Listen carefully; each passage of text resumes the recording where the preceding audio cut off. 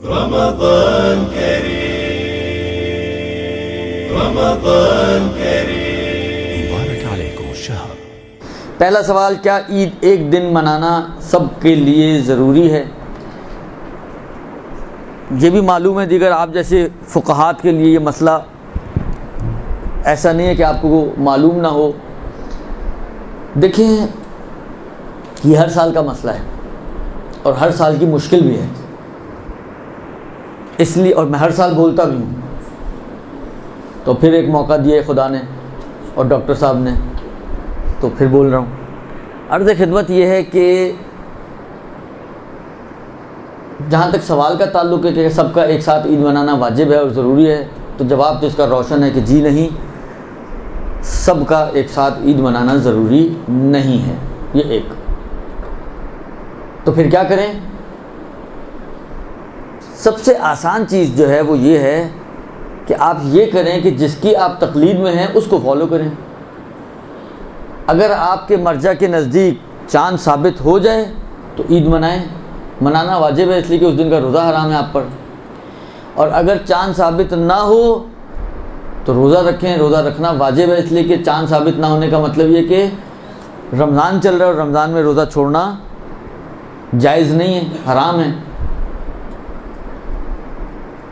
بس اصل چیز یہ ہے، یعنی جس کو کہیں آپ اصل نقطہ جو ہے وہ یہ ہے کہ آپ اپنے جہاں باقی مسائل میں ہم اپنے مراجع کو فالو کرتے ہیں اور کوئی مشکل بھی پیش نہیں آتی، مجھے نہیں سمجھ میں آتا کہ یہاں پہ ہم کیوں مشکل کھڑی کرتے ہیں زبردستی۔ میں ایک مثال دوں آپ کو، آغا خوئی اور آغا سیستانی۔ ایک عورت جس نے اپنا نارمل قمیض شلوار پہنا ہوا ہے، فرض کریں آدھی بازو کا کی قمیض پہنی ہوئی ہے، یہ گردن اس کی کھلی ہے، یہ مثلا تھوڑا سینہ وغیرہ کھلا ہے، بازو اس کی کھلی ہے، ٹھیک ہے۔ نماز کا وقت داخل ہوا، اس نے ایک چادر لی اور کھینچ لی اپنے اوپر، اس انداز سے کہ جو بھی سامنے سے آئے گا اس کو اس کے بدن کا ایک حصہ بھی نظر نہیں آ رہا۔ اس کی نماز صحیح ہے یا نہیں؟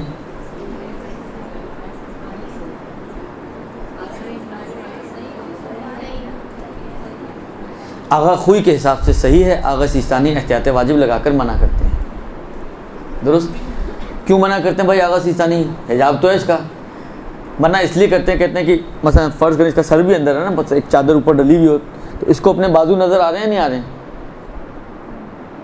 بازو پہ چادر ہے یا نہیں ہے؟ کھال نظر آ رہی ہے، چادر نظر آ رہی ہے؟ کھال نظر آ رہی ہے، سر اس کا اندر ہے، جس طرح ٹاٹا اندر سر نہیں لے جاتا اپنا، وہ اس کا بھی سر اندر ہے، تو اس کو تو اپنی بازو نظر آ رہی ہے۔ مثلا فرض کریں کہ میں اپنی ابا اپنے سر پہ ڈال لوں اور یہ میری بازو فرض کریں اونچی ہو تو یہ نظر آئے گی یا نہیں آئے گی؟ مجھے آئے گی نظر۔ آغا سیستانی کہتے ہیں کہ احتیاط یہ ہے کہ جہاں دوسروں سے چھپانا واجب ہے، احتیاط کی بنا پر اپنے آپ سے بھی چھپائے، یعنی اپنے آپ کو بھی نظر نہیں آنی چاہیے، اور یہاں پر یہ اپنے آپ کو نظر آ رہی ہے۔ لہذا آغا خوئی کی اگر مقلدہ، اب دو خواتین کھڑی نماز پڑھ رہی ہیں، ایک کی صحیح ہے ایک کی احتیاط کی بنا پہ باطل ہے، اب آپ کہیں یہ کیا بات ہوئی؟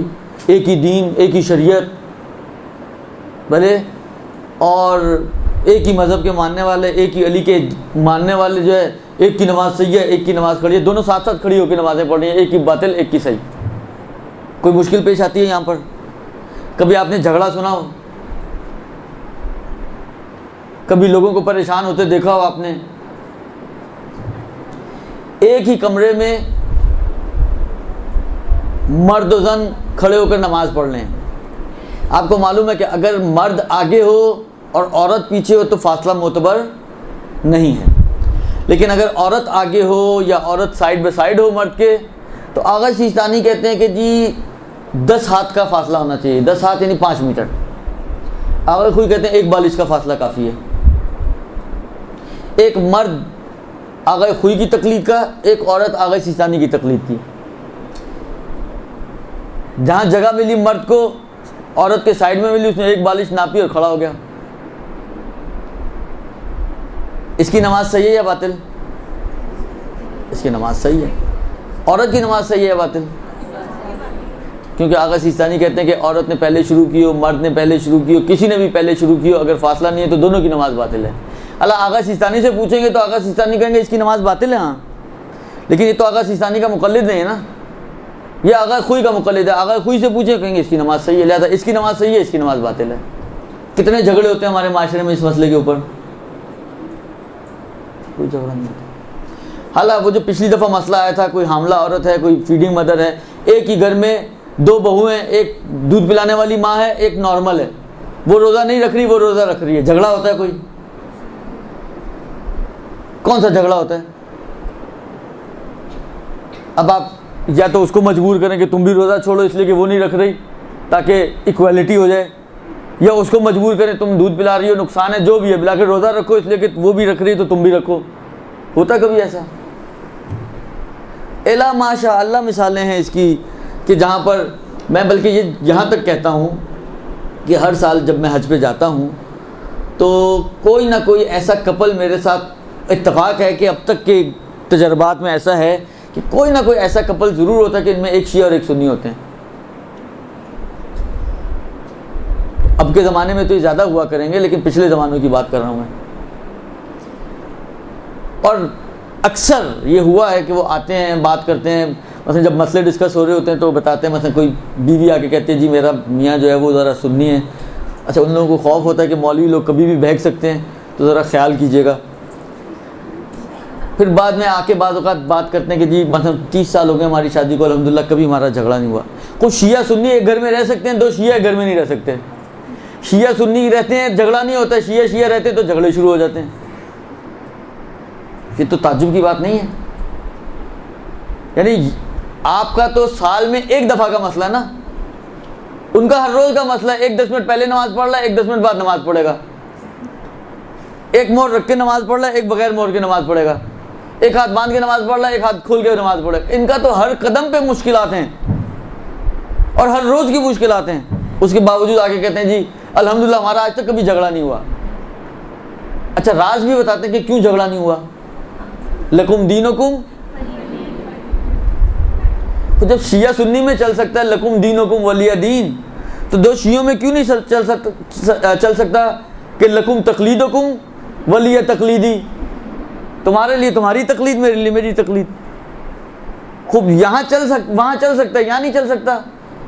بھائی دیکھو، لکم دینکم ولی دین کی تھیم کیا ہے؟ آپ اپنے حساب سے عمل کرو جو آپ کا مذہب اور دین کہتا ہے، اور جو میرا مذہب اور دین کہتا ہے میں اس پر عمل کروں گا.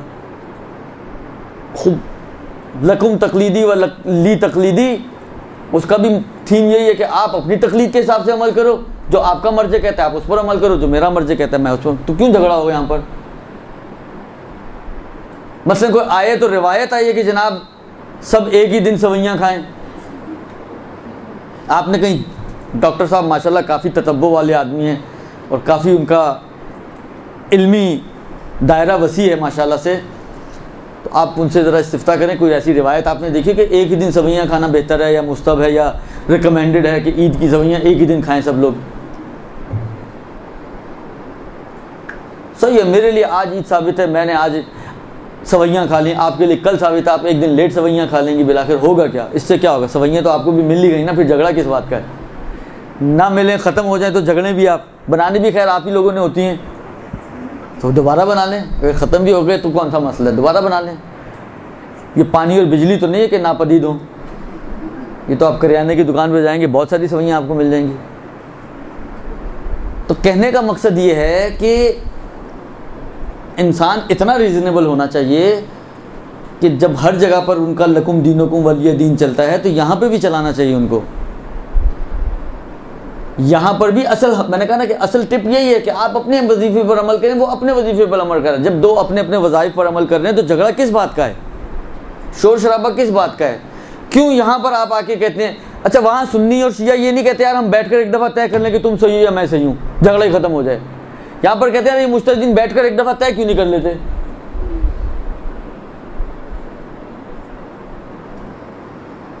تو کہنے کا مقصد یہ ہے کہ یہ اتنا کوئی بڑا مسئلہ نہیں ہے، یہ اتنی کوئی مشکل امر نہیں ہے کہ ہم اس کو اتنا بڑا ایشو بنائیں کہ ہر دفعہ اس مسئلے پر آ کے مجتہدین کی توہین کی جاتی ہے، مجتہدین کو برا بھلا کہا جاتا ہے، مجتہدین کو باتیں کی جاتی ہیں.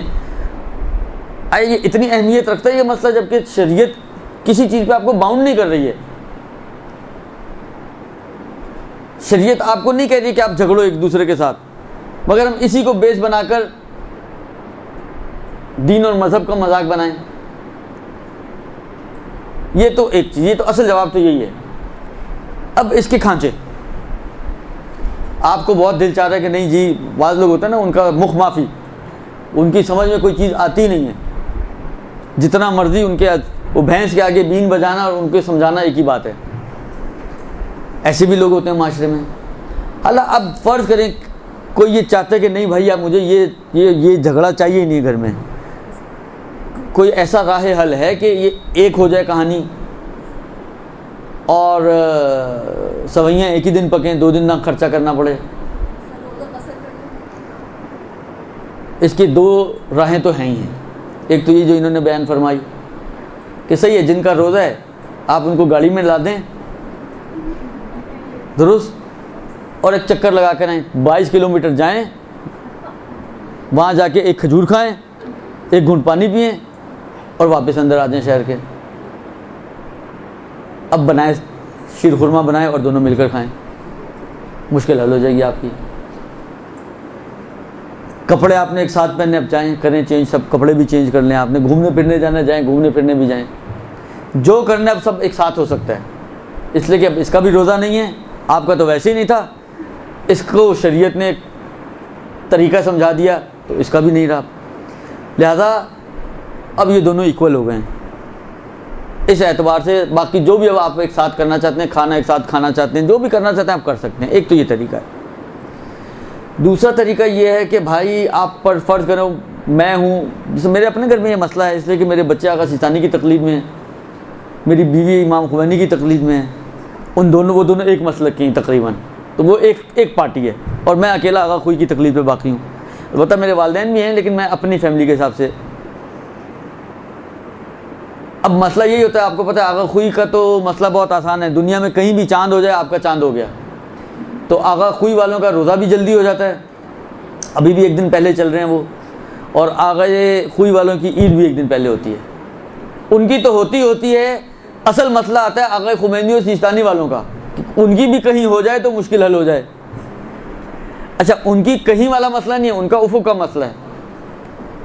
تو اب مثلا فرض کریں میرے بیوی بچوں کا روزہ ہے, میرا روزہ نہیں ہے, خوب میں 1 دن اگر مراسم کو ڈیلے کر دوں گا تو کون سا آسمان ٹوٹے گا.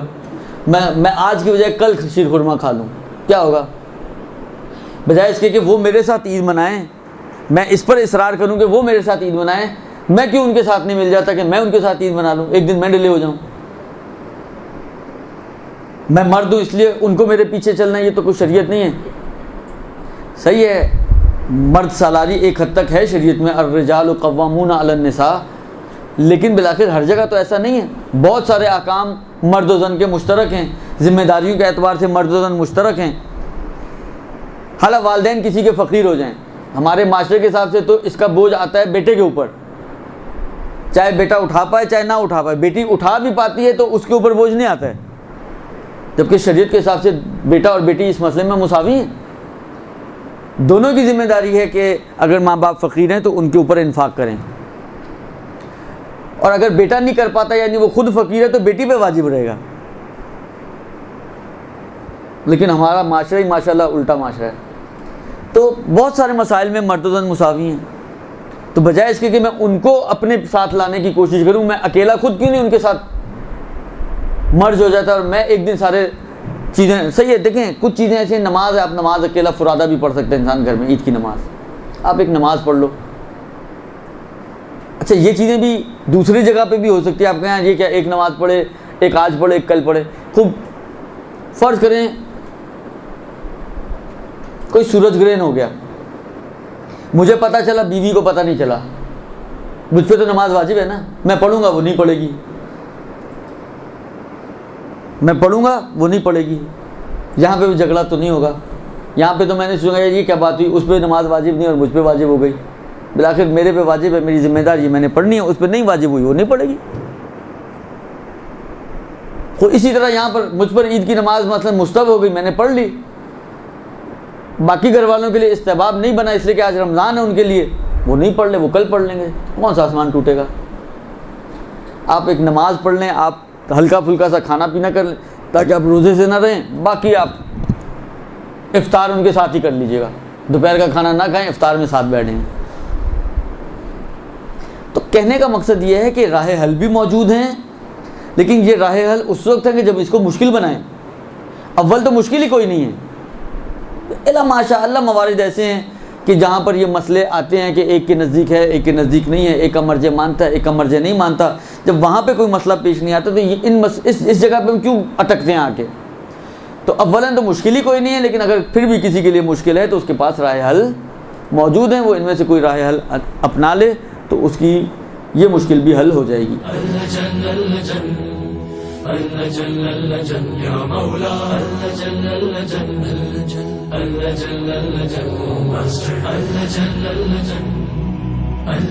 يا صاحب السماء اللجن